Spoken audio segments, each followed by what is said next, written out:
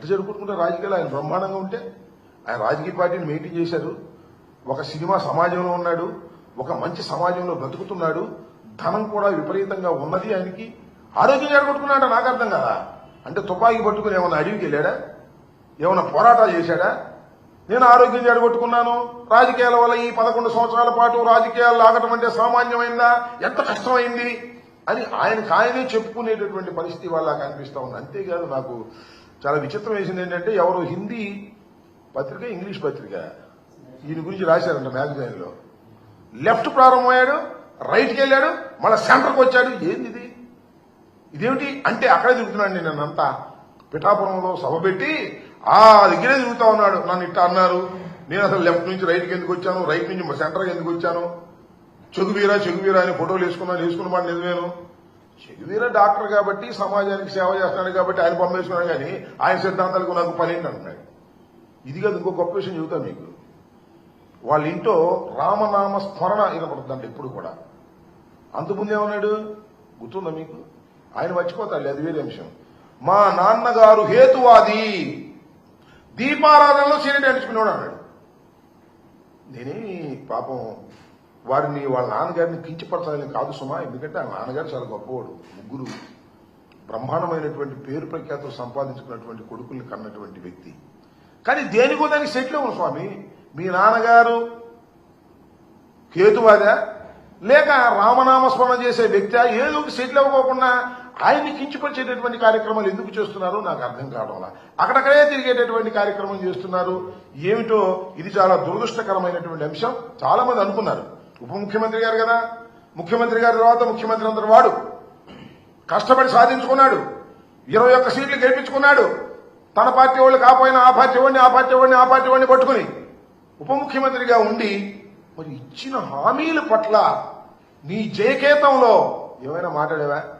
ఇదిగో మేము సూపర్ 6 ఇచ్చాం, ఇవన్నీ కూడా అమలు చేయబోతున్నాం. మేము ఇంతకు ముందు అనేకమైన హామీలు ఇచ్చాం, ఫలానా హామీని నెరవేర్చబోతున్నాం. మళ్ళా రాబోయే కాలంలో వైఎస్ఆర్ కాంగ్రెస్ పార్టీని ఎదుర్కొనే ధీటైన పార్టీగా మేము తయారవుతాం, జనసేనను పెంచుతాం. అదేం లేదు. జనసేనను పెంచుతామంటే పవన్ కళ్యాణ్ మన చంద్రబాబు నాయుడు గారు ట్యాప్ కట్టేస్తాడు. అందువల్ల ఆ మాట అనేటటువంటి ధైర్యం లేకుండా మాట్లాడేటటువంటి ప్రయత్నం ఇవాళ చేస్తున్నారు. మళ్ళా కొత్త విషయాలు చాలా గొప్పగా మాట్లాడండి. మీకు గుర్తుందిగా ఆ మధ్యన ఉత్తరాది వారి అహంకారం ఏమిటి, ఉత్తరాది వారి మన దక్షిణాది మీద పత్రం ఏంటి అని చిందుకున్నాడు, స్లోగన్లు ఇచ్చాడు. మనం మారిపోయాడండి. ఇప్పుడు ఉత్తరాది వారి అహంకారం పోయి ఉత్తరాది వారికి దక్షిణాదిని కాపాడటం కోసం ఆయన ఒక సైనికుడిగా తయారయ్యాడు. మొత్తం వెళ్ళాడు. షణ్ముఖ వ్యూహం అంట, అదేంటో నాకు అర్థం కాల. ఒక వ్యూహం నుంచి ఒక వ్యూహం, ఆ వ్యూహం నుంచి ఈ వ్యూహంగా మారుతాడు. ముందేమో ఎర్ర కండువా వేసుకుంటాడు, ఆ తర్వాత మళ్ళీ ఏదేదో కండువాలు వేసుకుని మళ్ళా వచ్చి కాషాయ రంగు వేసేసుకుంటాడు. ఎందుకు మారావు అసలు ఏమిటి ప్రజలకు చెప్పాలి కదా. ఎలా మార్పు చెందుతూ వచ్చావు సిద్ధాంతం చెప్పాలి కదా. నాకు అర్థం కాలేదు. ఎక్కడో చోట సెటిల్ అవ్వాలి కదా, ఎక్కడ సెటిల్ కావట్లా. ఎక్కడ సెటిల్ అవుతాడో అర్థం కావట్లా. గాల్లో కొట్టుకుపోతా ఉన్న ఎటు పెడితట్టు.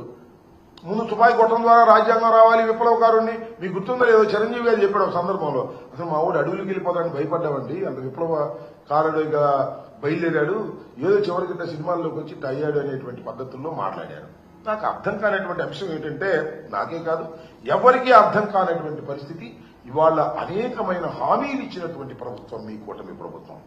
ముగ్గురు కలిసి అధికారంలోకి వచ్చారు, మమ్మల్ని ఓడించారు, గద్దె దించుతా ఉన్నారు, దించారు, అయిపోయింది.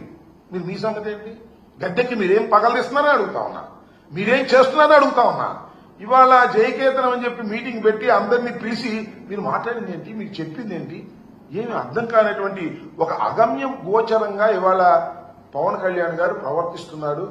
ఆయనకి అసలు ఒక సిద్ధాంతమే లేదు. షణ్ముఖ వ్యూహం అని చెప్పేసి ఒక వ్యూహం నుంచి మరొక వ్యూహం, ఆ రకంగా ఊసర వెలిలాగా మారిపోతున్నారు. సెటిల్ కానటువంటి పరిస్థితి ఇవాళ కనిపిస్తా ఉంది. వాలంటీర్లు మోసం చేశారు.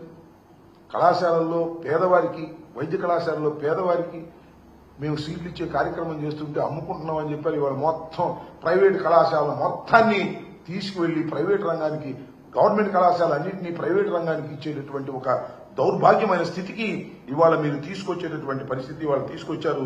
ఇది చాలా దురదృష్టకరమైనటువంటి పరిణామాన్ని మనం చేస్తున్నాం. అంతేకాదు ఇవాళ కూటమి ప్రభుత్వంలో ఉన్నటువంటి శాసనసభ్యులు కానీ